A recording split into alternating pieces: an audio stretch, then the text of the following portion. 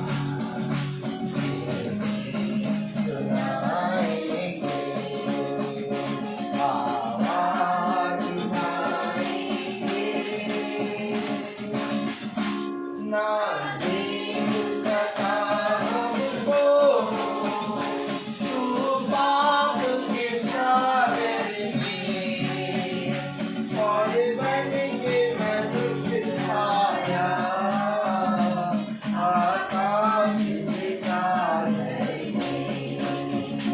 ना देख सका हमको हमें तू पाप के सागर में, और बन के मनुष्य आया आकाश सितारे में।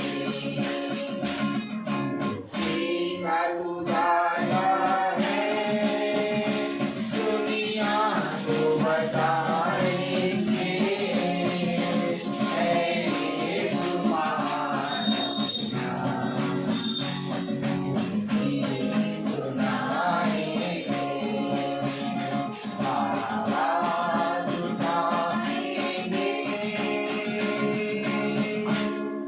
Praise the Lord. Hallelujah. आवाज उठाएंगे हम साथ बजाएंगे, है यीशु महान, अपना ये गीत सुनाएंगे। Praise the Lord. हाँ मेरे प्यारे भाई बहनों, आज वो समय आ गया कि हमें हर एक जगह अपने खुदावन यीशु मसीह की गवाही देनी है।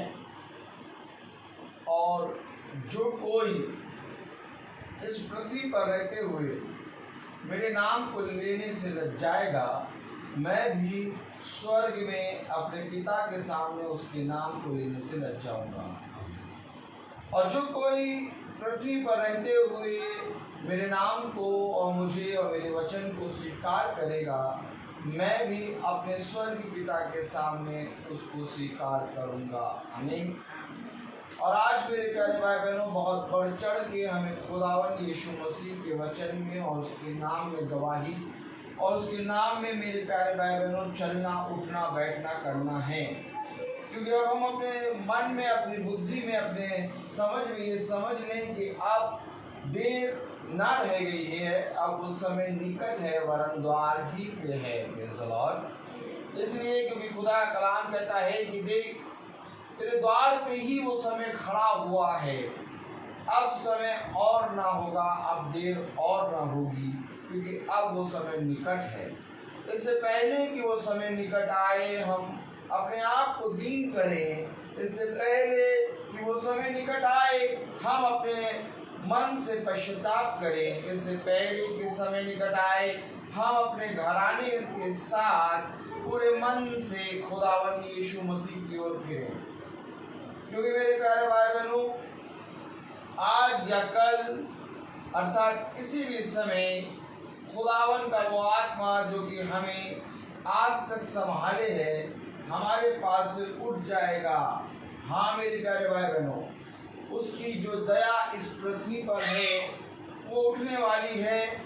क्योंकि मैं आपको सच कहता हूँ कि स्वर्ग और पृथ्वी और हर एक जगह खुदा का आत्मा है, लेकिन एक जगह है जहाँ पर खुदा का आत्मा नहीं है, और वो जगह है अंधलोक, अर्थात मेरे प्यारे भाई बहनों नर्क। Praise the Lord. नर्क में वो जगह नहीं है, अर्थात दया नहीं है।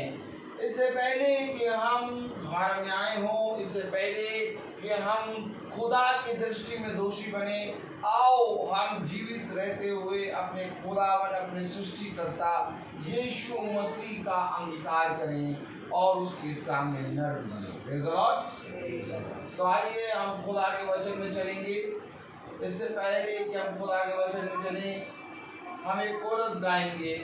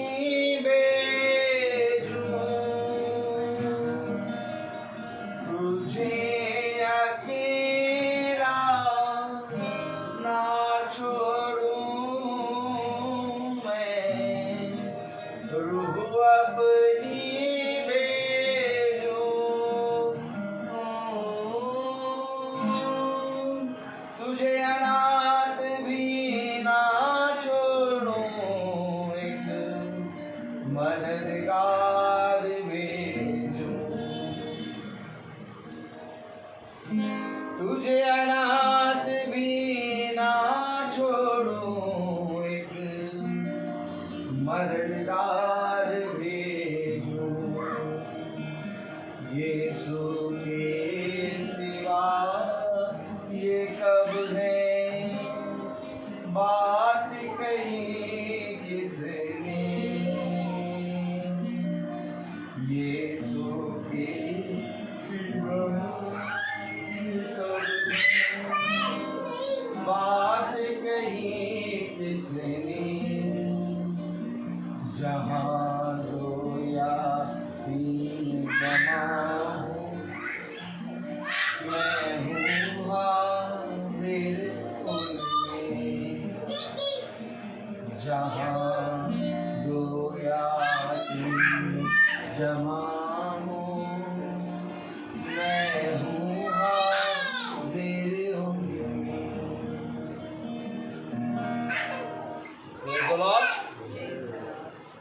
जहाँ भीड़ नहीं बल्कि जहाँ दो या तीन जमा हो मैं हूँ हाजिर उनमें। Praise the Lord.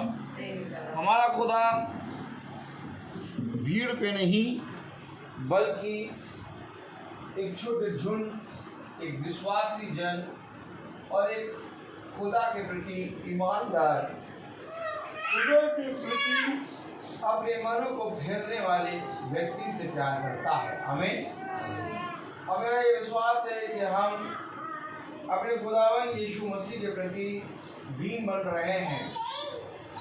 दिन प्रतिदिन मेरे प्यारे भाई बहनों एक आशा हमारे अंदर बढ़ती जा रही है और वो आशा ये है कि देखो हमारा छुड़ाने वाला हमारे सामने खड़ा है। आमीन। आइए हम सब अपने स्थानों पर खड़े हों और वचन से हम सब पढ़ेंगे।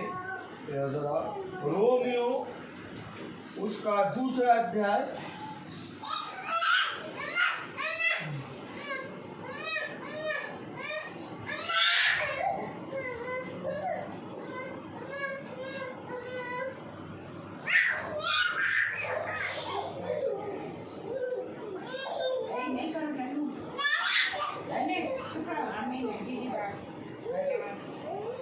रोमियो उसका 2 अध्याय और उसकी हम पढ़ेंगे 29वीं आयत पढ़ेंगे। Praise the Lord. रोमियो 2 अध्याय उसकी 29वीं आयत कस के पढ़ेंगे हम। पर यहूदी वही है जो मन में है और खतना वही है जो हृदय का और आत्मा में है, ना कि लेख का। ऐसी प्रशंसा मनुष्यों की ओर से नहीं परंतु खुदा की ओर से होती है। आमीन। खुदावन का वचन जो कि पवित्र है, इस पवित्र वचन को खुदा हम निकम्मों को समझने और उस पर चलने की सामर्थ प्रदान करे। आमीन। हम सब अपने स्थानों पर बैठे। खुदावन के वचन में लिखा है, पर यहूदी वही है जो मन में है। आमीन। और खतना वही है जो हृदय का और आत्मा में है। हमें ना कि लेख का, ऐसे की प्रशंसा मनुष्य की ओर से नहीं परंतु खुदा की ओर से होती है। आमीन। एक है जिनकी प्रशंसा मनुष्य की ओर से होती है और एक है जिनकी प्रशंसा खुदा की ओर से होती है। खुदा की ओर से जो प्रशंसा होती है वो मेरे प्यारे भाई बहनों हृदय और मन और मेरे प्यारे भाई बहनों पूरी रीति से खुदा की ओर फिरने से होती है। परंतु मनुष्य से जो प्रशंसा होती है वो चिन्हों को पूरा करने से होती है। आज बहुत आयत से खुदावन का वचन हमसे कुछ कह रहा है और उस पे हमको कान लगाना है, क्योंकि एक प्रशंसा है मनुष्यों की ओर से और एक प्रशंसा है खुदा की ओर से। छोड़ दीजिए बच्चों को, कर रहे हैं हंस रहे खेले आप वचन पे ध्यान। क्योंकि जब खुदा की महासभा होती है तो ये अवश्य है कि खुदा उस पर टेक चार्ज लेता है और खुदा सारी बातों को अच्छी तरीके से जानता है। हम अपने आप को दीन करें, हमारे अंदर ये विश्वास उत्पन्न हो कि देखो हम खुदा की महासभा में बैठे हैं, हमें बहुत आयत से अपने आप को दीन करना है और जो कुछ खुदा के वचन में कहा जा रहा है उस पर अपने मन को लगाना है।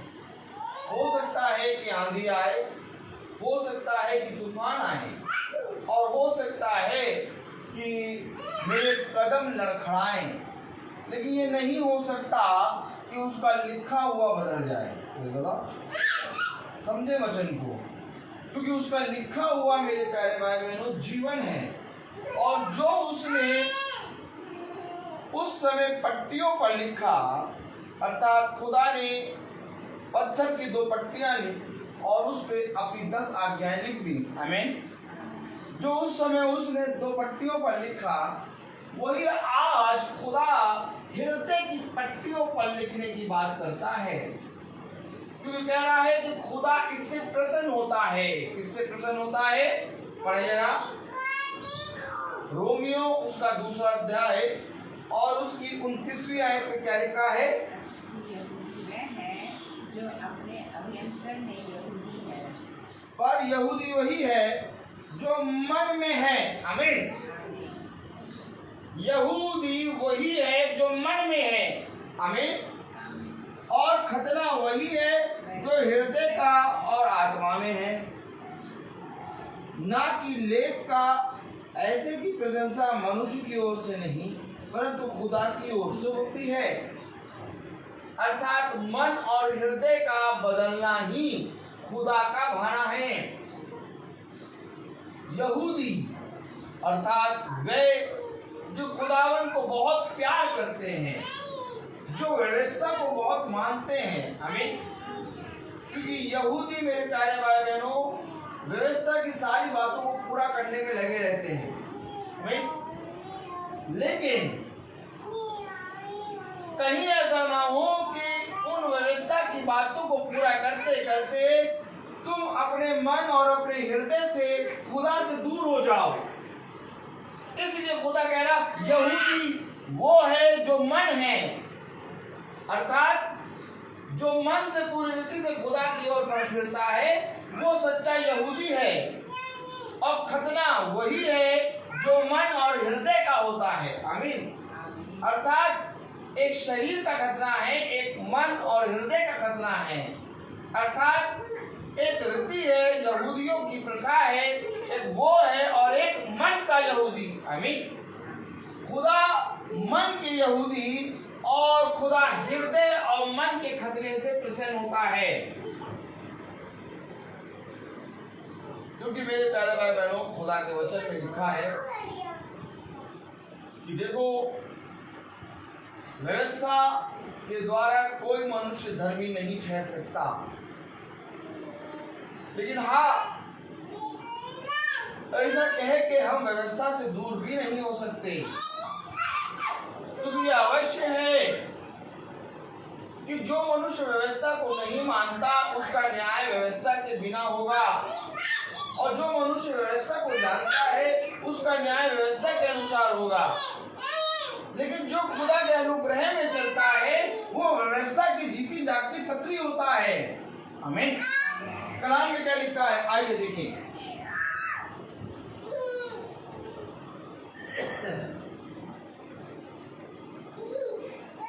रोमियो उसका 2 अध्याय और उसकी 12वीं आयत से पढ़े अगर हम। रोमियो उसका 2 अध्याय और उसकी 12वीं आयत अगर हम पढ़ें, कलाम में क्या लिखा है?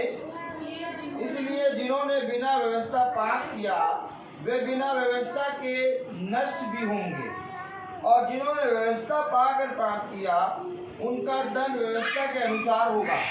सुनिए क्या लिखा है? जिन्होंने, इसलिए जिन्होंने व्यवस्था अर्थात इसलिए जिन्होंने बिना व्यवस्था पाप किया बिना व्यवस्था पाए पाप किया वे बिना व्यवस्था के नष्ट भी होंगे। जिन्होंने व्यवस्था बिना पाए पाप किया वो बिना व्यवस्था के नष्ट भी होंगे, और जिन्होंने व्यवस्था पाके पाप किया और जिन्होंने व्यवस्था पाकर पाप किया उनका दंड व्यवस्था के अनुसार होगा। आगे बढ़े। क्योंकि खुदा के यहाँ व्यवस्था के सुनने वाले धर्मी नहीं और व्यवस्था पर चलने वाले धर्मी ठहराए जाएंगे। हमें क्योंकि खुदा के यहाँ व्यवस्था को सुनने वाले नहीं बल्कि व्यवस्था पर चलने वाले धर्मी ठहराए। अब व्यवस्था पर चलेगा कौन? क्योंकि व्यवस्था मेरे प्यारे भाई बहनों वो है जो पाप को प्रकट करती है। व्यवस्था का मतलब क्या समझते हैं आप? व्यवस्था क्या है? आइए देखें।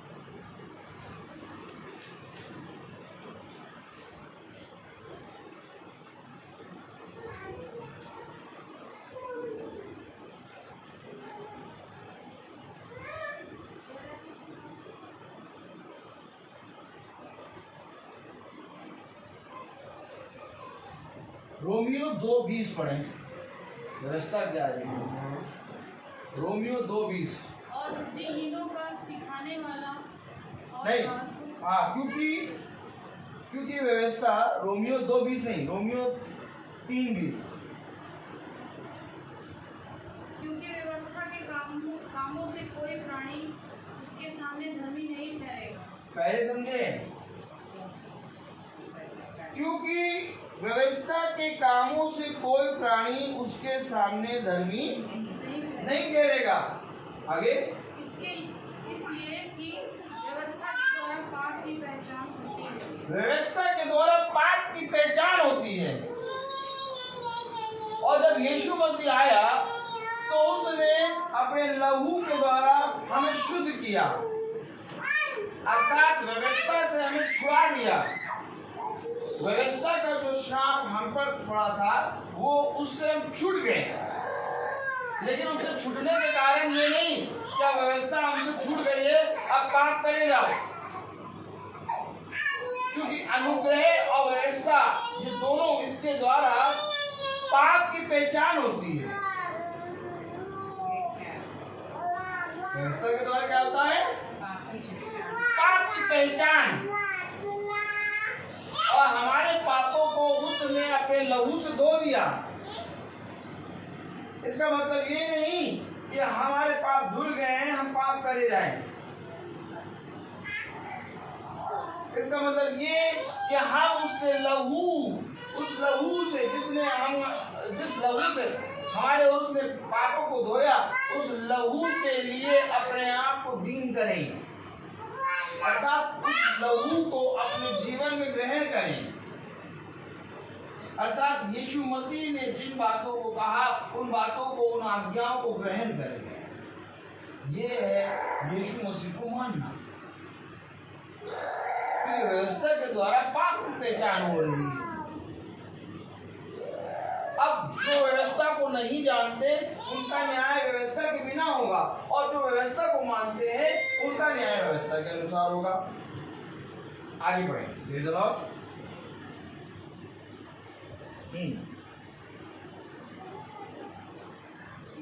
13वीं आयत, दूसरा अध्याय उसकी 13वीं आयत।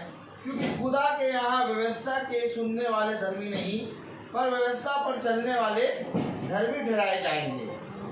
फिर जब अन्य जाति लोग जिनके पास व्यवस्था नहीं, देखिए अन्य जाति लोग जिनके पास व्यवस्था नहीं, अन्य जाति कौन?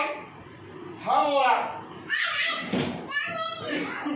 अन्य जाति के पास व्यवस्था नहीं है क्योंकि अन्य जाति के पास अनुग्रह आया, हमें पवित्र आत्मा आया, व्यवस्था दी गई। मेरे प्यारे भाई बहनों, यहूदियों को, फरीसियों को, शास्त्रियों को, लेकिन खुदा ने इस व्यवस्था को दूर करके हमारे लिए अनुग्रह दिया।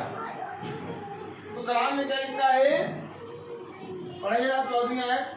फिर जब अन्य जाति लोग जिनके पास व्यवस्था नहीं स्वभाव ही से व्यवस्था की बातों अपने लिए आप ही नहीं स्वभाव ही से व्यवस्था की बातों पर चलते हैं। अब स्वभाव से व्यवस्था की बातों पर कैसे चल रहे हैं?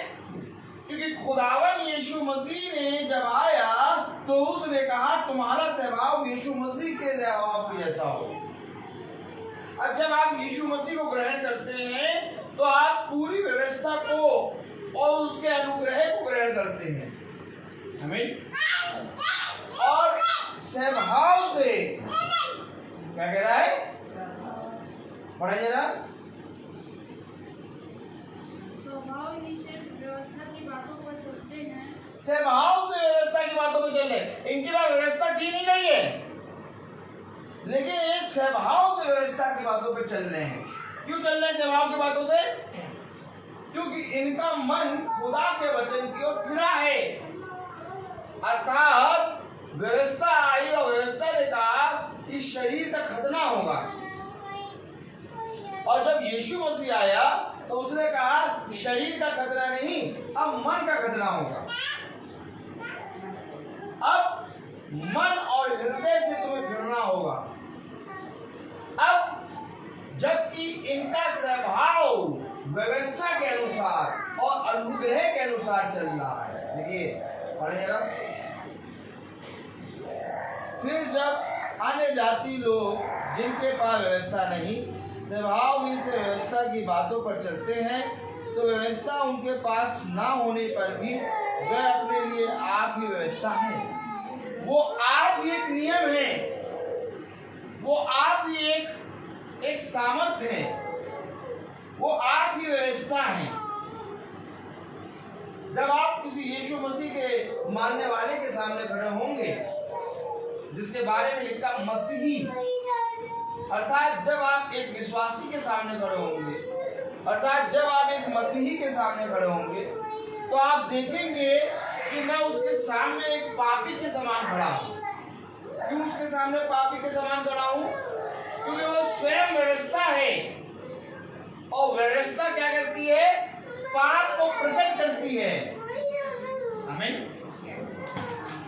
कभी कभी आप देखते होंगे कि हमारे सामने एक ऐसा व्यक्ति आ जाता है जो खुदा का वचन बहुत तायत से ईमानदारी से बताता और ईमानदारी से उस पर चलता है। ऐसा व्यक्ति एक विश्वासी होता है और मसीही होता है। और जब किसी मसीही के सामने हम खड़े होते हैं तो हम देखते हैं कि हम बहुत तुच्छ हैं। हम देखते हैं कि देखो ये भी तो खुदा का वचन को जानता है और इसको खुदा का वचन कितनी सामर्थ्य से मालूम है। हमने आज तक खुदा के वचन को उतना जानने की कोशिश ही नहीं की।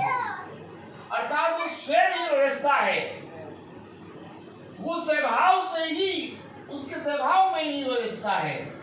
क्यों? क्योंकि उसका खतना शरीर के द्वारा नहीं हुआ। क्यों? क्योंकि वो एक शरीर के द्वारा नहीं बल्कि आत्मा के द्वारा, अर्थात अपने पूरे मन से खुदा की ओर फिरा है।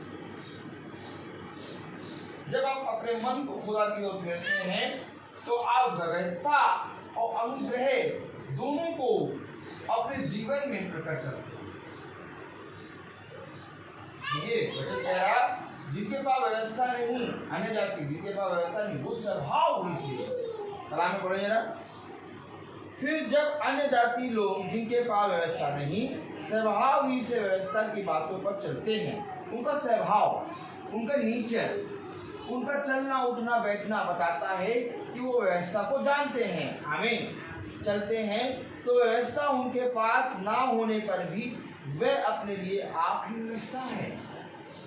अर्थात व्यवस्था उनके पास नहीं है, अर्थात व्यवस्था अब उन पर लागू नहीं होती, लेकिन आप ही वो व्यवस्था है, एक लॉ है। व्यवस्था एक न्याय को प्रकट करता है, एक लॉ। जब तक व्यवस्था नहीं आती न्याय नहीं आता, और जब व्यवस्था आ जाती है तो न्याय प्रकट करती है। अर्थात व्यवस्था पाप को प्रकट करती है। जिस तरह से सोने के अंदर आप कोई भी धातु मिला दें तो सोना उस धातु को प्रकट करेगा। सोने में वो धातु मिल नहीं सकती, क्योंकि सोने का स्वभाव है, उसका स्वभाव है कि वो आग में जाके चमकेगा। आमीन। ठीक इसी तरीके से जो मसीह है वो खुदा के वचन में चमकेगा, उसका स्वभाव बताएगा कि उसके स्वभाव में व्यवस्था है। अब व्यवस्था उस पर थोपी नहीं जाएगी और ना ही व्यवस्था उस पर लागू होगी, लेकिन उसके स्वभाव में व्यवस्था दिखेगी। जब यीशु मसीह चल रहा है तो यहूदी और फरीसी कह रहे हैं, इसे किसने ये अधिकार दिया कि इतने अधिकारी के समान ये व्यवस्था की बातों को बताता है? ये तो व्यवस्था की बातें और अपनी अनुग्रह की बातें दोनों को प्रकट करता है। यीशु मसीह जब चल रहा है तो एक लॉ है, वो किसी के पापों को क्षमा कर रहा है और कह रहा है कि किसी के पाप क्षमा नहीं होंगे। तो ये कह रहे हैं कि इसे किसने अधिकार दिया, ये किसके अधिकार से पापों को क्षमा कर रहा है और किसके अधिकार से पापों को क्षमा नहीं कर रहा। यीशु मसीह लॉ है, उसका स्वभाव में ही व्यवस्था है। आमीन। आप जब यीशु मसीह को ग्रहण करेंगे, आप जब यीशु मसीह के वचन पे चलेंगे, आप जब यीशु मसीह के वचन को बहुत आयत से सुनकर उसके वचन पे प्रतिदिन बने रहेंगे, तो मेरे प्यारे भाई बहनों, ऑटोमेटिक व्यवस्था आपके स्वभाव में आ जाएगी, एक लॉ आपके स्वभाव में आ जाएगा। अब उनके स्वभाव में एक लॉ दिखेगा, एक व्यवस्था दिखेगी, जबकि व्यवस्था उन पर दी नहीं गई है, लेकिन तब भी उनके स्वभाव में व्यवस्था दिख रही है। आमीन। देखिए पढ़ें। फिर जब अन्य जाति लोग, रोमियो उसका 2 अध्याय और उसकी 14वीं आयत। फिर जब अन्य जाति लोग जिनके पास व्यवस्था नहीं, स्वभाव ही से व्यवस्था की बातों पर चलते हैं, तो व्यवस्था उनके पास ना होने पर भी वे अपने लिए आप ही व्यवस्था हैं। वे व्यवस्था की बातें अपने अपने हृदयों में लिखी हुई दिखाते हैं और उनके विवेक भी गवाही देते हैं और उनके विचार परस्पर दोष लगाते या उन्हें निर्दोष ठहराते हैं। आमीन। उनके हृदय में व्यवस्था दिखाई देती है। क्यों? क्योंकि यीशु मसीह ने कहा तुम्हारे हृदय में ये बातें बनी रहे, तुम्हारे चित्त से ये बातें कभी निकलने ना पाए। देखो, दिन और रात इन्हीं वचनों में लगे रहना। आमीन। आइए पढ़ें। रोमियो उसका 2 अध्याय और उसकी 17वीं आयत पढ़ें। यदि तू यहूदी कहलाता है और व्यवस्था पर भरोसा रखता है और खुदा के विषय में घमंड करता है और उसकी इच्छा जानता और व्यवस्था की शिक्षा पाकर उत्तम उत्तम बातों को प्रिय जानता है और अपने पर भरोसा रखता है कि मैं अंधों का अगुआ और अंधकार में पड़े हुओं की ज्योति और बुद्धिहीनों का सिखाने वाला और बालकों का उपदेशक हूँ और ज्ञान और सत्य का नमूना जो व्यवस्था में है मुझे मिला है। अतः क्या तू जो दूसरों को सिखाता है अपने आप को नहीं सिखाता? क्या तू जो चोरी ना करने का उपदेश देता है आप ही चोरी करता है? ओहो, तू जो सिखाता है, तू जो सब बातों को बताता है, क्या तू आप उन बातों को सीखता है? क्या जो बातें तू बताता है क्या वो बातें तेरे अंदर हैं? क्या तू जो कहता है चोरी ना करना, तू आप ही चोरी करता है? ओ देखिए, आई व्यवस्था अपने अंदर। जब तू कहता है कि देखो खुदा ने कहा चोरी ना करना, क्या आप ही वो काम करता है? आगे क्या लिखा, देखिए पढ़ें 21वीं आयत। अतः क्या तू जो दूसरों को सिखाता है अपने आप को नहीं सिखाता? अपने आप को नहीं सिखाता। मैंने क्या कहा, एक मसीह के अंदर एक लॉ है, एक मसीह के अंदर एक व्यवस्था है, उसके स्वभाव में एक व्यवस्था है। अगर तू सिखाने वाला बनता है तो सबसे पहले अपने आप को सिखा। अगर तू ही दोष लगाता है और तू ही वो काम बार बार करता है तो क्या तेरा दोष लगाना ठीक है? खुदा ने कहा दोष मत लगाओ। लगा दोष किसने कहा?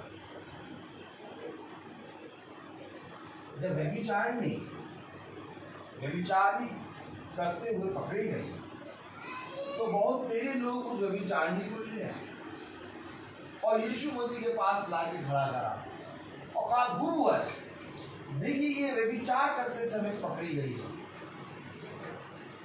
उसे कहा पहला पत्थर वो मारे जिसने कभी पाप ना किया। देखिए उन्होंने उस व्यभिचारिणी पर दोष लगाया कि ये स्त्री व्यभिचार करते पकड़ी गई, अर्थात व्यभिचार एक पाप है। अब खुदा ने कहा ठीक है तुमने इस पे दोष लगाया, ये पकड़ी गई, लेकिन अब पहला पत्थर वो मारे जिसने कभी ये पाप ना किया। अगर मैं चोरी नहीं करता और मैं किसी चोरी करने वाले को कह रहा हूं कि तुम चोरी ना करो तो ये दोष लगाना नहीं हुआ, क्योंकि जिस काम को मैं कह रहा हूं कि तुम ये ना करो उस काम को मैं भी नहीं करता, ये है सिखाना। लेकिन अगर चोरी करने वाला चोरी करते पकड़ा गया और चोरी मैं भी करता हूं और मैं उससे कहूं कि तुम चोरी ना करो और मैं चोरी करता हूं तो मैं दोष लगा। समझे वचन को? एक लॉ, उनके स्वभाव में एक लॉ नजर आता है। उनके पास व्यवस्था नहीं है लेकिन तब भी उनके स्वभाव में एक लॉ नजर आता है, क्योंकि उन्होंने अपनी आत्मा अपने हृदय से खतना करा है। अर्थात अब वो मसीही हैं और व्यवस्था पाप को प्रकट करती है। कलाम में लिखा है अतः क्या तू जो दूसरों को सिखाता है अपने आप को नहीं सिखाता? अर्थात जो बातों के बारे में तू दूसरों पे दोष लगाता है क्या वो बातें तू भी करता है? अगर मैं व्यभिचार करूं और आप लोगों से कहूं कि व्यभिचार ना करो तो मैं दोषी ठहरूंगा। लेकिन अगर मैं व्यभिचार नहीं कर रहा और आपको कह रहा हूं व्यभिचार ना करो, क्योंकि यीशु मसीह ने कहा व्यभिचार ना कर। यीशु मसीह ने क्यों कहा व्यभिचार ना कर? क्योंकि यीशु मसीह ने व्यभिचार नहीं किया। आमीन। इसलिए यीशु मसीह कह रहा व्यभिचार ना करो। यीशु मसीह ने चोरी नहीं की, इसलिए यीशु मसीह कह रहा है चोरी ना करो। क्यों? क्योंकि यीशु मसीह दोष लगा नहीं रहा।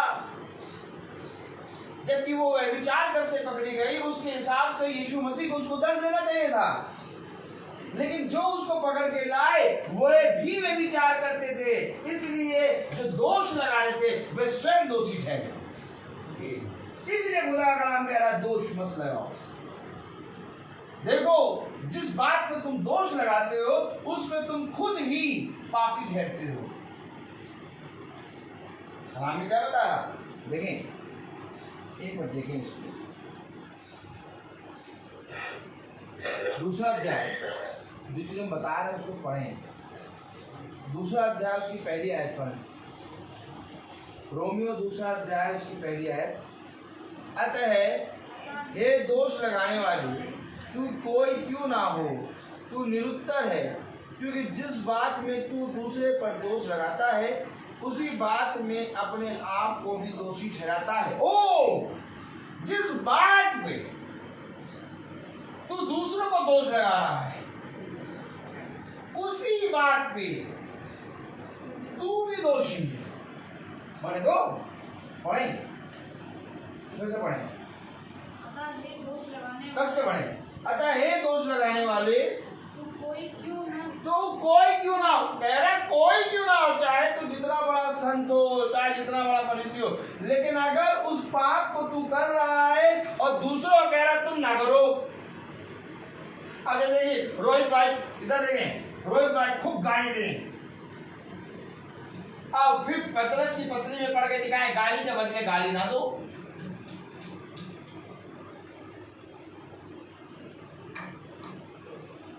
इनको समझे, रोहित भाई खूब गालियां दें और फिर पतरस की पत्नी में लिखा है, पढ़ते दिखाए प्रेयर करते समय, देखो प्रभु कहता है गाली के बदले गाली ना दो।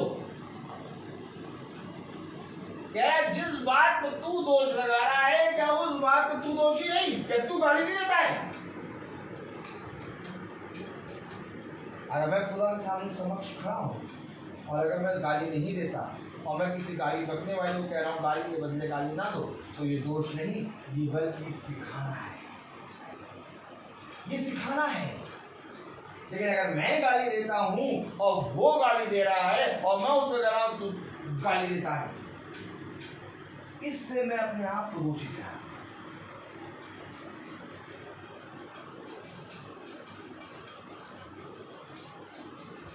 आज लोगों ने खुदा के वचन को ना जाना, इतनी गहराई में ले जा रहा है, वो इतनी डीपली ले जा रहा है, पढ़े यार। अतः हे दोष लगाने वाले, तू कोई क्यों ना हो, तू निरुत्तर है, क्योंकि जिस बात में तू दूसरे पर दोष लगाता है उसी बात में अपने आप को दोषी है। उसी बात में अपने आप को दोषी क्यों? क्योंकि तू अभी हमने पढ़ा, क्या तू अपने आप को सिखाता है? इससे पहले कि तू दोष लगाए, इससे पहले कि तू कहे कि ये गाली देता है, क्या तूने अपने आप को सिखाया? कह रहा क्या तू अपने आप को सिखाता है? क्या सिखाऊं मैं अपने आप को? उसी बात में क्या पढ़े, फिर पढ़े, दूसरे पर दोष लगाता है, उसी बात में अपने आप को दोषी ठहराता है, इसलिए कि तू जो दोष लगाता है स्वयं ही वह काम करता है। इसलिए जो बात को तू कह रहा है दूसरे के ऊपर, स्वयं भी वो काम कर रहा है, ये दोष है, ये दोष लगाना। अब खुदा ने कहा चोरी ना हो, तो क्या खुदा ने दोष लगाया क्या? नहीं, क्योंकि खुदा स्वयं चोरी नहीं कर रहा, इसलिए खुदा सिखा रहा है। आज जिस काम को हम करते हैं और उस काम को दूसरे व्यक्ति को कहते हैं ऐसा ना करो, तो ये होता है दोष लगाना। अपने आप को सिखाओ, क्या जिस काम को तू दूसरों को सिखाता है, क्या तू स्वयं उस काम को सीखता है? कहाँ लिखा पढ़े, रोमियो उसका 2 अध्याय और उसकी 21वें आयत पढ़े। अतः क्या तू जो दूसरों को सिखाता है अपने आप को नहीं सिखाता? अपने आप को नहीं सिखाता? नहीं नहीं नहीं नहीं नहीं नहीं, देखो इससे कैसे बोल रहा है, ये देखो गाली दे रहा है, ये देखो गाली दे रही है। कह रहा तू जो दूसरों को सिखाता है, क्या अपने आप को सिखा नहीं सिखाता? आमीन। तू जो दूसरों को दोष लगाता है, क्या स्वयं वो काम नहीं करता?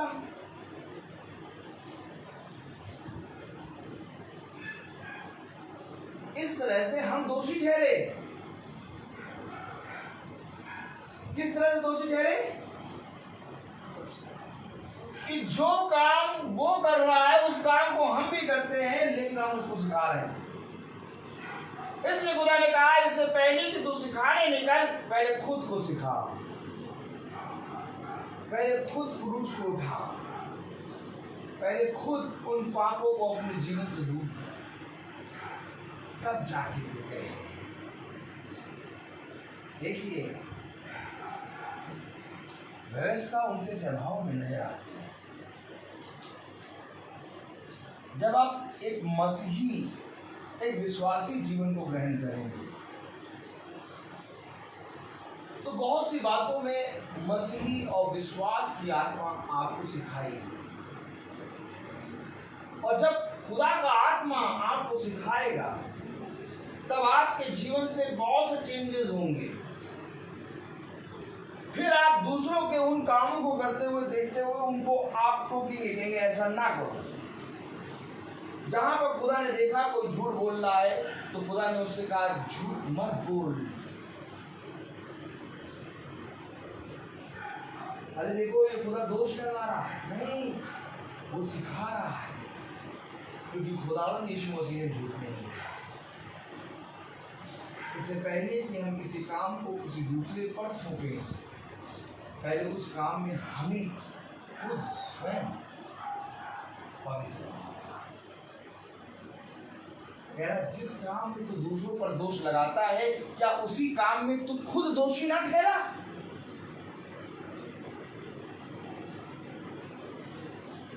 कितना पवित्र वचन है। हम इससे पहले कि अपने आप को पवित्र करें, इससे पहले कि हम खुदावन यीशु मसीह को ग्रहण करें, सबसे पहले हम अपने आप को दोषी ना ठहराएं। इस दोषी की आत्मा से हमें बचना होगा। 21वें आयत में कह रहा, अतः क्या तू जो दूसरों को सिखाता है अपने आप को नहीं सिखाता? क्या तू जो चोरी ना करने का उपदेश देता है आप भी चोरी करता है? ओ, उपदेश क्या दे रहा है? चोरी ना करना, और आप ही गाली ना देना, और आप ही बुराई ना करना, और आप भी कानाफूसी ना करना, और आप भी। तो ऐसा करने से तो हम दोषी ठहरे। आप बताइए किस तरह से हम अपने आप को पवित्र करेंगे? हर एक तरीका है।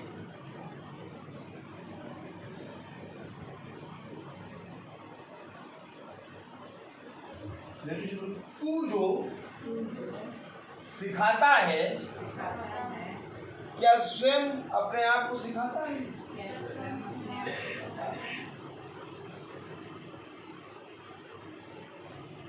इसलिए वचन में लिखा हर एक प्रचारक न बने। हर एक जना प्रचारक भाई लिख खड़ा हुआ बोलने लगे, क्योंकि अगर तूने बाइबल ली और बोलना शुरू किया तो तूने सिखाने का काम किया।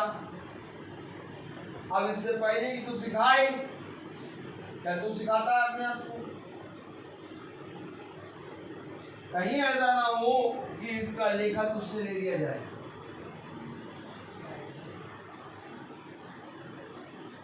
खतरनाक क्वेश्चन है। पढ़िए जरा। तू जो कहता है 22वीं आयत, व्यभिचार न करना, क्या आप ही व्यभिचार करता है? ओहो, आया एक पे ये बात, एक मैं वही तो कह रहा था, एक के बाद एक चीज आई। अभी क्या था, मैं गाली ना बकना कह रहा, गाली ना बकना, अभी कह रहा चोरी ना करना, चोरी, अगर व्यभिचार। बता तो रहा हूं आपको, वचन केवल पढ़ने की एक चीज नहीं है। इसको जिस दिन तुम फॉलो करोगे उस दिन एक लौ तुम्हारे अंदर आएगा, एक चमक आएगी, एक ज्योति आएगी तुम्हारे, उसकी रोशनी तुम्हारे चेहरे में आएगी, अंधकार की वादियों में चलोगे, परंतु तुम्हें किसी भी वस्तु से डरना है। देखो तुम भयभीत ना होगे। जब ये संसार डरेगा, ये संसार हाय हाय करेगा, परंतु तुम हाय हाय ना करोगे, क्योंकि तुम्हारे अंदर मैंने एक शांति दी है। इससे पहले कि वे दोष लगाने वाले, वे चोरी करने वाले, वे व्यभिचार करने वाले जो खुदा के राज्य में पहुंच तक नहीं सकते, तुम्हारे सामने आके खड़े होंगे, वे घास फूस ठहरे, देखो, एक आग की चिंगारी से वे फूस हो जाएगी, परंतु तुम बने रहोगे। क्यों? क्योंकि वह काम जो तुम सिखाते हो स्वयं नहीं करते। क्या जो काम तू सिखाता है, तू उसको अपने आप को सिखाता है। अरे 22वीं है, कस के पढ़िएगा, कस के। तू जो कहता है वे विचार न करना, क्या आप ही वो विचार करता है? क्या आप ही वे विचार करता है? तू कहता तो है कि वे विचार न करना, आप ही वे विचार कर रहा है, और जो कह रहा है दोष लगा रहा है।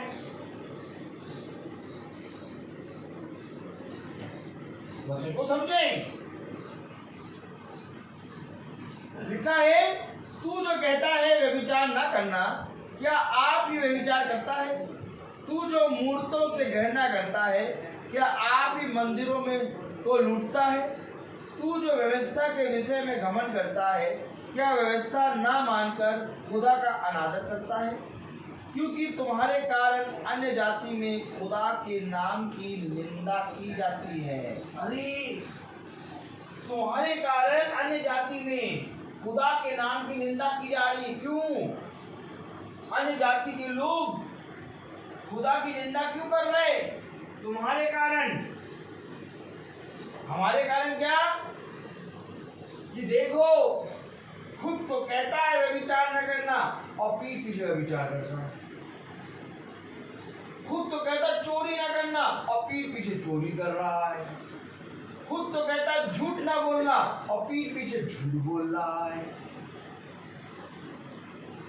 आप समझ रहे कुछ? ये वचन है और दे रहा है वचन। इससे बचकर कोई मनुष्य नहीं निकल सकता। आज वाला हम लुका छुपी खेल ले, क्या खेल ले? लेकिन कल पकड़े जाएंगे।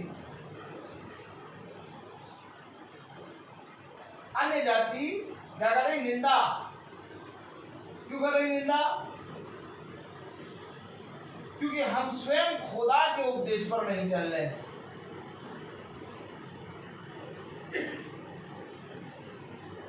आज कितनी बार बाइबल में पढ़ते हैं चोरी ना करना, कितनी बार हम बाइबल में पढ़ते हैं गाली ना देना, कितनी बार हम क्या पढ़ते हैं बाइबल में झूठ ना बोलना, कितनी बार बाइबल में पढ़ते हैं हम व्यभिचार ना करना, कितनी बार हमने बाइबल में पढ़ा है कि दोष न लगाना,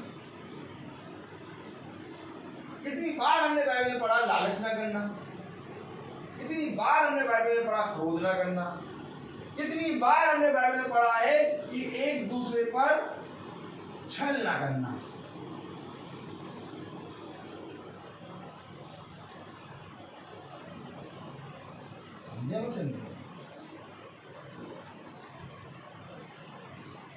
अपने आप को सिखाना है।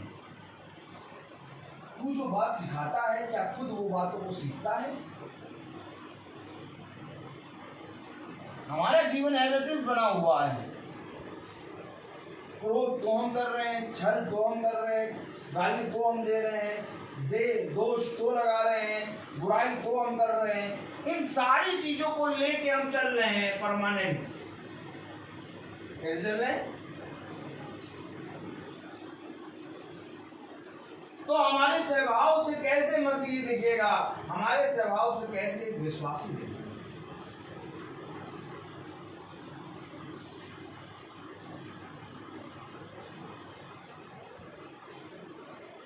फिर क्या लिखा है? नहीं, ऐसे करो। और फिर क्या लिखा है? पहला कुरिन्थियों, इस पे हाथ रखे रहिए। पहला कुरिन्थियों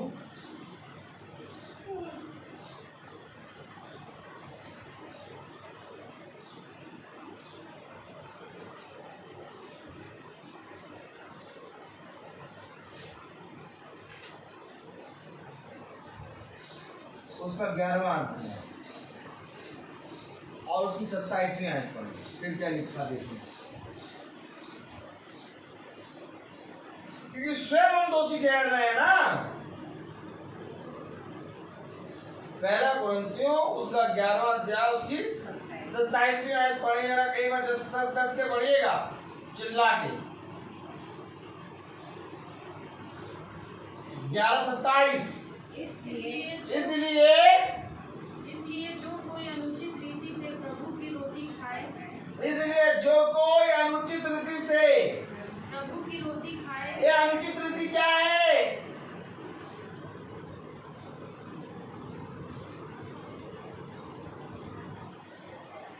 इसलिए जो कोई अनुचित रीति से प्रभु की रोटी खाए या उसके कटोरे में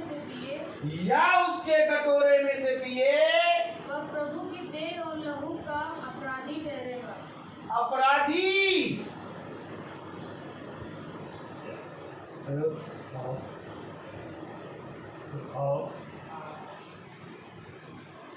अपराधी ठहरेगा उसकी देह और उसके लहू का,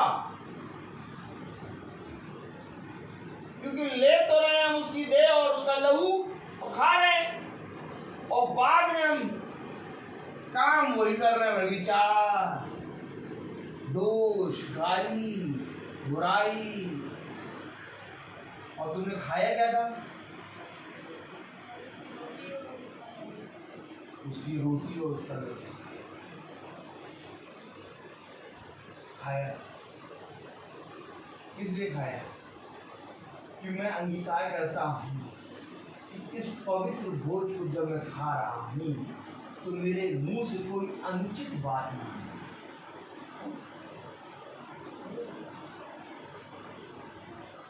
तो जो बात लोगों को सिखाता है, क्या स्वयं वो बात सीखता है? खा तो लिया रोटी और लोग आओ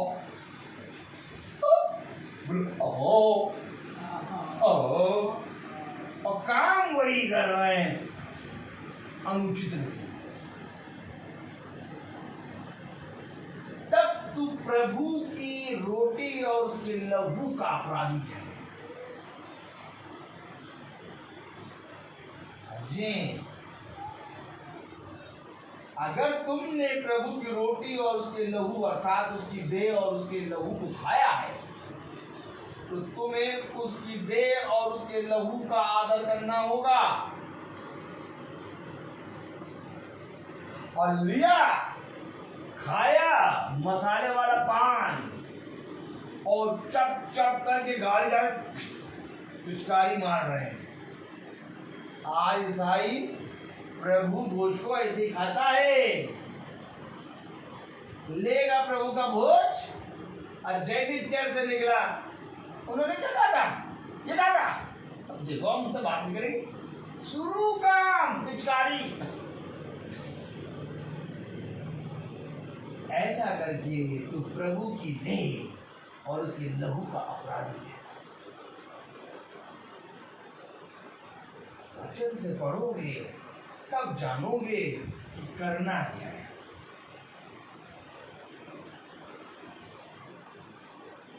क्योंकि जो कोई उसके लहू और उसकी देह से अनुचित रीति से खाता है वो उसकी देह और उसके लहू का अपराधी कहता है। क्या तू जो बातों को सिखाता है स्वयं उन बातों को सीखता है? अगर तू दोष लगाता है, जिस बात पे दोष लगा रहा है, क्या उस बात को, उस काम को तू अपने जीवन में नहीं करता? अगर नहीं करता तो सिखाने वाला है, और अगर करता है तो दोषी है। क्या वचन है? अगर नहीं करता तो सिखाने वाला बन जाएगा, और अगर वही काम तू कर रहा है तो दोषी ठहर जाएगा। यह है दोष लगाना।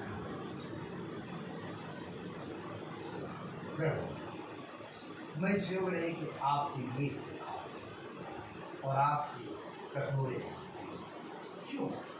क्यों इस योग नहीं? क्योंकि प्रभु में पापी हैं। किसने कहा? चुंगी लेने वाले ने। मैं इस योग नहीं कि तुझे देख सकूं। Oh my God. और एक फरीसी आया प्रार्थना कर रहा, और एक चुंगी लेने वाला आया, फरीसी कह रहा मैं सप्ताह में 2 बार उपवास रखता हूँ, हाँ मैं इस चुंगी लेने वाले के जैसा नहीं हूँ, हाँ मैं प्रार्थना करता हूँ, हाँ मैं अपना 10वां अंश देता हूँ, हाँ लेकिन उस चुंगी लेने वाले का मैं इस योग नहीं कि तेरी ओर आंख उठा के देखूं। इसका मतलब क्या है? आंख उठा के देखूं यानी मैं इस योग्य नहीं कि मैं तेरी मेज से खाऊं, मैं पापी हूं। तेरी मेज बहुत पवित्र है प्रभु, जो भोज तैयार किया गया है वो तेरी देह और तेरे लहू का है। मैं इस योग्य नहीं कि तेरी देह और तेरे लहू में से खाऊं, क्योंकि प्रभु मैं कहीं ना कहीं दोषी ठहरता हूं।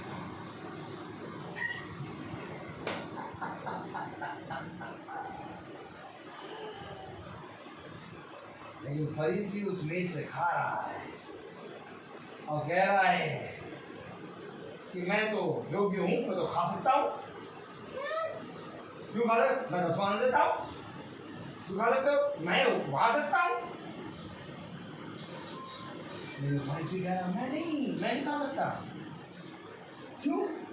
मैं दोषी हूं, कहीं ना कहीं मैंने पाप किया है।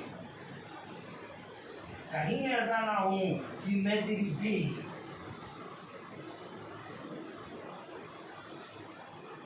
और तेरे लहू का अपराधी। ऐसा करके तुम प्रभु की देह और उसके लहू के अपराधी। इसका मतलब समझा? ऐसा करके तुम उन लोगों के समान हो जाओगे जिन्होंने यीशु मसीह को क्रूस पे चढ़ाया। ऐसा करके तुम उस भीड़ में आ जाओगे जो भीड़ कह रही थी इसे क्रूस दो।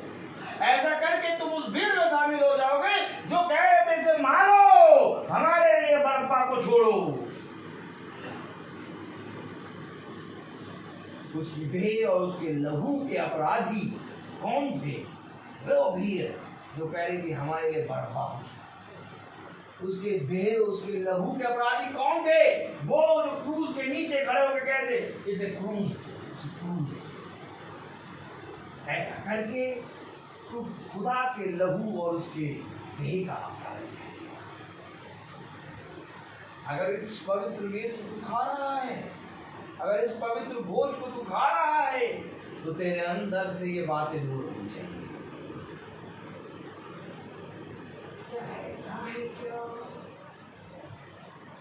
ऐसा तो किसी ने नहीं बताया। किसी ने बताया ऐसा? नहीं, किसी ने बताया ऐसा? लेकिन ऐसा है कि नहीं? है कि नहीं ऐसा? जो सामने साफ पिक्चर दिख रही है, एक फरीसी है, एक चुंगी लेने वाला। अगर वो उसको देख भी नहीं पा रहा तो उसकी नींद से खाएगा कैसे? वो नहीं योग्य है। कह रहा मैं इस योग्य नहीं। प्रभु ने कहा ये योग्य। प्रभु ने कहा ये योग्य है क्योंकि इसने मेरे पवित्र वचन, मेरी मांस और मेरी देह को पूरी रीति से पवित्रता में रखा है। भला ये पापी है, भला ये चुंगी लेने वाला है, लेकिन इसने अपने पाप से पश्चाताप किया है। ऐसा करके तुम प्रभु की देह और उसकी लहू के अपराधी है।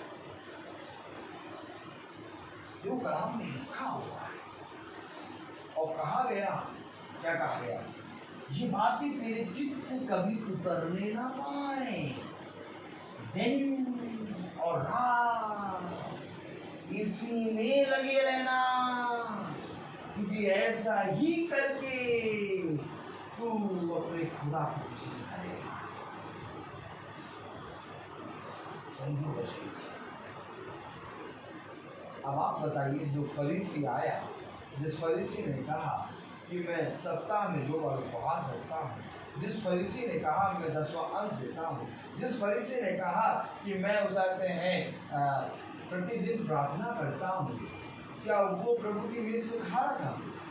यस, वो प्रभु की देह और उसके मांस और उसके लहू दोनों को खा रहा था। लेकिन चुंगी लेने वाला नहीं था। कह रहा था मैं दोषी हूँ, मैं पापी हूँ, मैं तुच्छ हूँ, मैं निकम्मा हूँ, मैं इस योग्य नहीं प्रभु कि तेरी देह और मांस को खा सकूं, मैं नहीं होता। इससे पहले कि मैं देह और मांस को खाऊं, इस वचन को पूरा करूं। अगर कोई है जो इस वचन को पूरा कर रहा है, वो देह और मांस को खाए।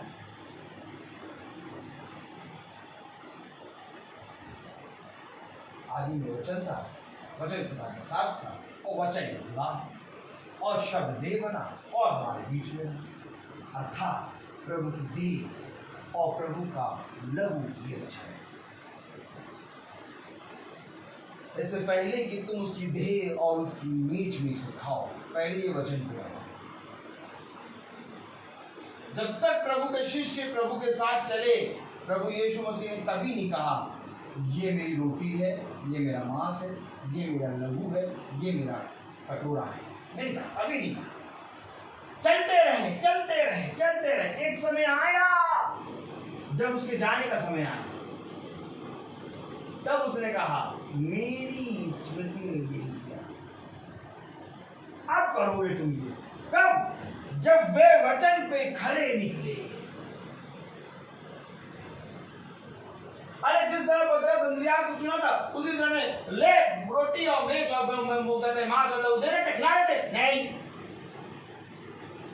सबसे अंतिम भोज। क्यों ये अंतिम क्यों हुआ? क्योंकि उन्होंने व्यवस्था अर्थात वचन को पूरा किया।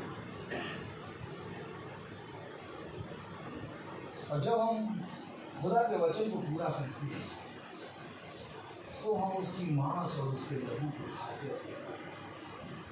क्योंकि उसका मांस और उसका लहू कोई रोटी, कोई प्याला नहीं है। उसका मांस और उसका लहू ये वचन है। जो कोई मेरे कोई तो लिखा है कि जो व्यवस्था क्या लिखा दिखाए। आइए देखते हैं, आइए देखें।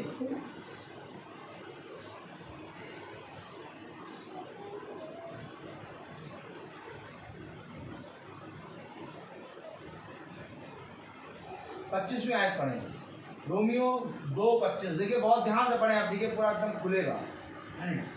बस थोड़ी देर की बात और, बहुत ध्यान से बैठे। रोमियो 2:25 पढ़े। यदि तू व्यवस्था पर चले तो खतने से लाभ तो है, परंतु यदि तू व्यवस्था को ना माने तो तेरा खतना बिन व्यवस्था की दशा ठहरा। अरे अगर तू खतना कर ले और व्यवस्था को माने तो तेरा खतना सही है, लेकिन अगर तू खतना कर ले और व्यवस्था को ना माने तो तेरा खतना बिन खतना की दशा में ठहरा। यानी तेरा खतना करना व्यर्थ है। अगर तू व्यवस्था को नहीं मानता तो तेरा खतना करना व्यर्थ है। अगर तू वचन को नहीं पूरा कर रहा तो तेरा मांस और लहू से खाना व्यर्थ है।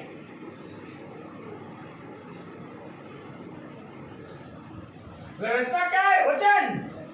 अगर तू व्यवस्था को मानता है और खतना करता तो तेरा ठीक है, लेकिन अगर तू व्यवस्था को नहीं मानता और खतना करे हुए तो तेरा खतना बिन खतना के है। अगर तू व्यवस्था को नहीं मानता और जाके मांस और लहू रोटी भोज प्रभु की भोज खा रहे हैं, तेरा रोटी और मांस खाना है। क्यों? क्योंकि वचन को नहीं मान रहा ना। पढ़े जरा। यदि तो व्यवस्था पर चले तो खतने से लाभ तो है, परंतु यदि तो व्यवस्था को ना माने तो तेरा खतना बिन खतना की दशा ठहरा। ओहो, आगे बढ़े। इसलिए यदि खतना रहित मनुष्य व्यवस्था की विधियों को माना करे।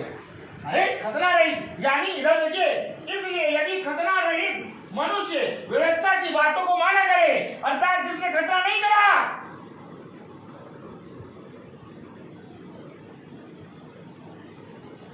इसलिए खतना रहित यदि व्यवस्था की बातों को माना करे, अर्थात जिसने खतना नहीं कराया लेकिन व्यवस्था की बातों को मान रहा है। पढ़े। इसलिए इसलिए यदि खतना रहित मनुष्य व्यवस्था की विधियों को माना करे तो क्या उसकी बिन खतना की दशा खतने के बराबर ना गिनी जाएगी। यानी उसने खतना नहीं कराया लेकिन वो खतने की दशा में है। क्यों? क्योंकि वो व्यवस्था की विधियों को मान रहा है। अगर हम प्रभु भोज नहीं खा रहे हैं लेकिन वचन को पूरा कर रहे हैं तो हम प्रभु भोज खा रहे हैं, क्योंकि हम वचन को पूरा कर रहे हैं। लेकिन अगर हम प्रभु भोज खा रहे हैं और वचन को नहीं मान रहे तो तुम्हारा प्रभु भोज व्यर्थ नहीं, खुदा के ऊपर दोष है। पढ़े तो क्या लिखा है। इसलिए यदि खतना रहित मनुष्य व्यवस्था की विधियों को माना करे, यदि खतना रहित का मतलब क्या होता है? जिसने खतना नहीं कराया लेकिन व्यवस्था की विधियों को मानना करे। देखिए पढ़े, इसलिए यदि खतना रहित मनुष्य व्यवस्था की विधियों को माना करे तो क्या उसकी बिन खतना की दशा खतने के बराबर ना गिनी जाएगी। यानी बिना खतना किए वो खतना की दशा में है, क्योंकि उसने खुदा की व्यवस्था को माना है, अर्थात उसने अपने मन का खतना किया है। कौन समझाएगा ये?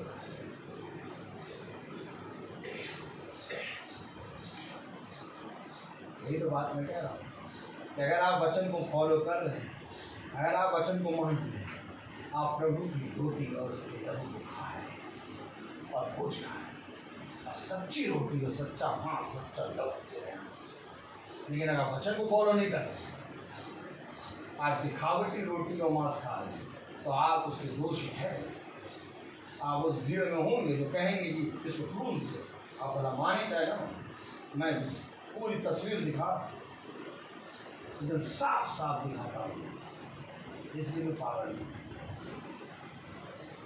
इसलिए कोई मुझसे नहीं जानता है, ये साफ साफ दिखाएगा। पहले किनारे में इधर आओ, बताएं क्या करना है। किनारे में भाव गया खा रहा हूँ, मैं उस भीड़ में खड़ा नहीं होना चाहता जो कहता क्रूस दो।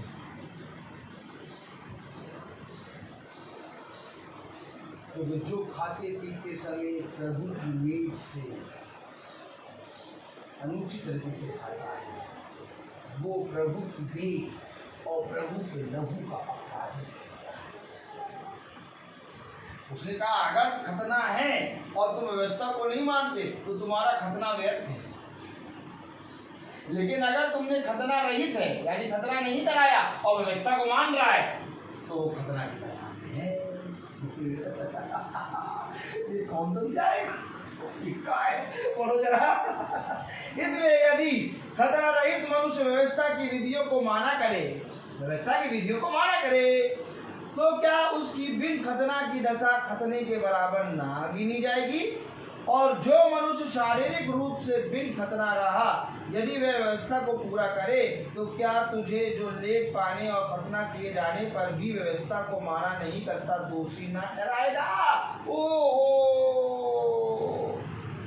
जो शरीर के भाव से खतना नहीं करा लेकिन व्यवस्था को मानता है, वो क्या तुझे जो दूसरे शरीर के भाव से खतना भी कराया और व्यवस्था को मानता भी नहीं दोषी न ठहराएगा।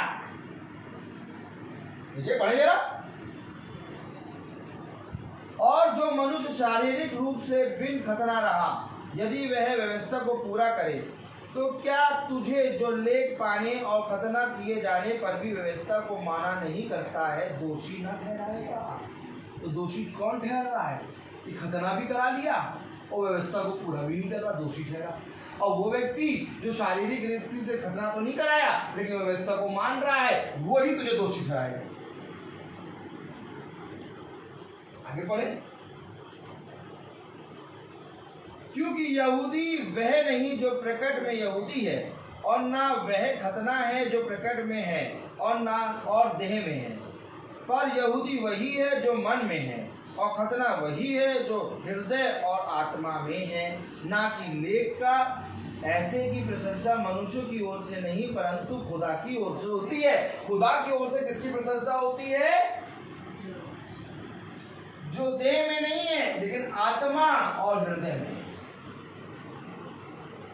यहूदी वही है जो आत्मा में है, और खतना वही है जो हृदय और मन का है। ऐसों की प्रशंसा खुदा की ओर से होती है। ये सच्चे हैं मेरे प्यारे भाई बहनों। फिर से बपतिस्मा, खतना, ये सारी चीजें, ये सारे संस्कार अच्छे हैं जो शरीर पे आपके प्रकट होते हैं। लेकिन अगर आप वचन को पूरा फॉलो कर रहे हैं तो आप आत्मिक जिंदगी जिएंगे, क्योंकि खुदा शरीर को नहीं आत्मा को जीता है। हमेशा इन बातों को याद रखें। यह अवश्य नहीं है कि हम मनुष्य को दिखाने के लिए अपने आप को पवित्र ठहराएं। यह अवश्य है कि हम खुदा की दृष्टि को पढ़ते हैं, क्योंकि खुदावन शरीर को नहीं बल्कि मन को देखता है। खुदा शरीर को नहीं बल्कि आत्मा को देखता है। इसलिए यह अवश्य है कि सबसे पहला कर्तव्य हमारा ये है कि हम वचन को पूरा करें। अगर हम वचन को पूरा कर रहे हैं तो कहीं ना कहीं हम उसके मांस और उसके लहू को खाओ, और ये आत्मिक बोझ है जो हमें एक नया बल दे रहा है। आज लोग शरीर के भाव से मांस और लहू को खा तो लेते हैं, लेकिन उनके अंदर से कोई भी सुधार नहीं। उनके अंदर वही मीरा तेरा पूरा उड़ा ऊँचा पड़ा हुआ। क्यों? क्योंकि वो शरीर के भाव से ग्रहण कर रहे हैं। और आज जो आत्मिक भाव से ग्रहण करता है उसका पूरा व्यवहार बदलता है। कह रहा है ना कि उन्होंने व्यवस्था को माना तो नहीं, लेकिन उनके स्वभाव से व्यवस्था प्रकट होती है। आमीन। मैं बोलता बहुत हूँ, हर चीज का एक समय है। तो आइए हम प्रार्थना में चलेंगे। धन्यवाद धन्यवाद प्यारे खुदावन, आज के दिन इस समय के लिए हम आपको धन्यवाद देते हैं। तेरी सामर्थ, तेरा अनुग्रह सदा प्यारे प्रभु बहन पे और भाई पे और इनकी बहुओं पे, इनके पोतों पे, इनके बेटों पे बना रहे, इनके घराने पे बना रहे। खुदावन, जो भाई बहन फेसबुक और यूट्यूब से देखते हैं वह भी तेरे वचन को जाने, ताकि वो शारीरिक नहीं बल्कि आत्मिक भाव से बढ़ने पाए। प्यारे प्रभु, बड़ी बात यह है कि शरीर किस भाव से है, बड़ी बात यह कि आत्मा किस भाव से है। यदि हम आत्मा से प्रभु के वचन को ग्रहण करते हैं तो हम आत्मिक उन्नति प्राप्त करते हैं। और प्रभु का वचन यही कहता है कि धन्य है वे जो आत्मा में बढ़ते हैं, क्योंकि देखो आत्मा तुम्हें वह बातें सिखाएगा जो तुम्हारे हित की हैं। आमीन। तो मेरे प्यारे भाई बहनों, हम सब खुदा के प्रति ईमानदार बने और खुदा का आत्मा हमें बहुत तायत से बलवंत करे, ताकि हम मनुष्य को दिखाने वाले नहीं बल्कि अपने खुदा को दिखाने वाले और उसकी दृष्टि में भाता हुआ और लुभाना बनते हुए उसकी दृष्टि में बने रहें। खुदावन, जितने भाई बहन बाहर गए हैं उनको भी वापस अपनी सामर्थ्य से, अपने बलवंत दाहिने हाथ से अपने घर तक ला। हम धन्यवाद देते हैं आंटी को और इनके साथ जितने भाई बहन गए थे उनको आप अच्छे से अपने घर तक लाए कर रहे हो। सब बातों में आप बड़े, हम घटे जा रहे हो। इनके बेटे प्यार प्रभु, उनको सामर्थ और अपने वचन में और बड़ा, इनकी बहुओं को सामर्थ और वचन में और बड़ा, आंटी अंकल को शारीरिक आत्मिक रीति से और बल देकर प्रभु, इनके पोतों को बुद्धि और समझ में बढ़ा। सब बातों में हम आप बढ़े और हम घटे। जितने भाई बहन फेसबुक यूट्यूब से देखते हैं उनको भी अपनी आत्मा में और बढ़ा। इस प्रार्थना को हम आपके प्यारे नाम पवित्र नाम यीशु मसीह के नाम से मांगते हैं, सुनिए और कह दीजिए आमीन। हे हमारे पिता जो स्वर्ग में है, तेरा नाम पवित्र माना जाए, तेरा राज्य आए, तेरी इच्छा जैसे स्वर्ग में है वैसे इस पृथ्वी में पूरी हो। हमारा प्रतिदिन आहार आज हमें दे, और हमारे अपराध हमें क्षमा कर जैसे हम भी अपराधियों को क्षमा करते हैं, और हमें परीक्षा में न डाल परंतु बुराई से बचा। अब हमारे खुदावन यीशु मसीह का फजल, खुदा बाप की मोहब्बत, पाक रूह की रिफाकत और सराकत हम में से हर एक विश्वासी जन के साथ अब से लेकर अनंत काल तक होती रहे। आमीन। धन्यवाद धन्यवाद सारी आशीषों सोते धन्यवाद धन्यवाद धन्यवाद धन्यवाद सारी आशीषों सोते धन्यवाद सारी आती हो पर से। हालेलुया। धन्यवाद धन्यवाद धन्यवाद हरि आशीष किशोर दे धन्यवाद।